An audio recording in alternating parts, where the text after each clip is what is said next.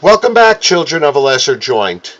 I'm going to continue with granulomatous disorders today as I'm making my way towards sarcoidosis. And if you remember, giant cell arteritis or temporal arteritis were part of the diseases that could belong to granulomatous disorders.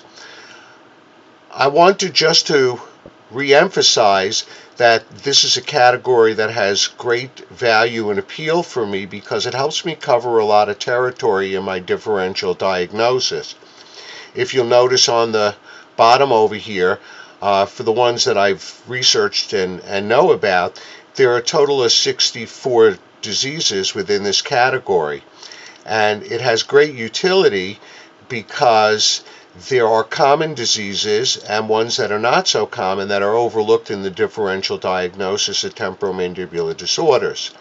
Among them are Candida or Lyme, common organisms like Mycoplasma pneumonia, which most of us have, and then some very uncommon diseases, which include GPA, which is formerly known as Wegener's granulomatosis, or EGPA, Churg-Strauss syndrome, which are very dangerous and severe illnesses, and that's why they're put in the dark red.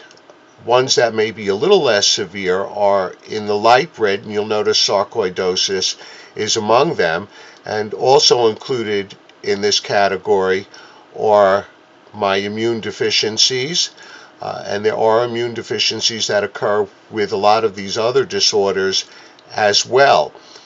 The ones that have bullets next to them are ones that I found. The ones that have chevrons are ones that I have not found in my investigations as of yet. I will come back to this and talk more comprehensively at some later time.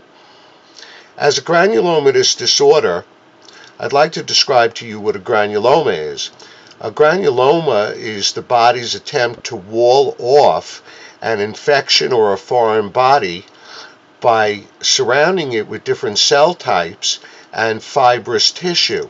So you see that I have the granuloma as depicted here with the dark blue dashed lines around it.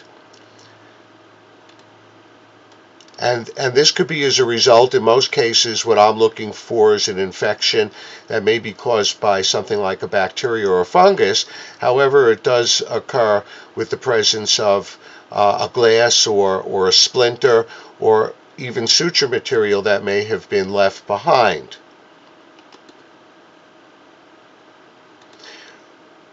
Granulomas have an inherent ability to produce fibrous tissue.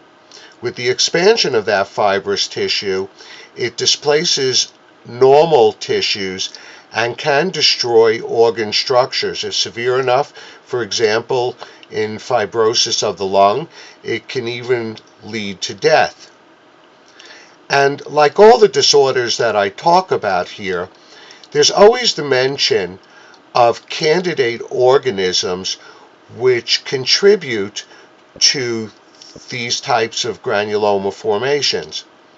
One of them, which I thought was extremely interesting and you didn't know about, and that's why I'm bringing it to your attention as a little side trip over here, is the organism called Propionibacterium acne, the organism that causes acne. And we don't consider this as part of the differential diagnosis in temporomandibular disorders or even other areas of the body simply because we don't know about it. In the case of P. acne, it's involved, at least in part, with a disease which is called SAPO, S-A-P-H-O,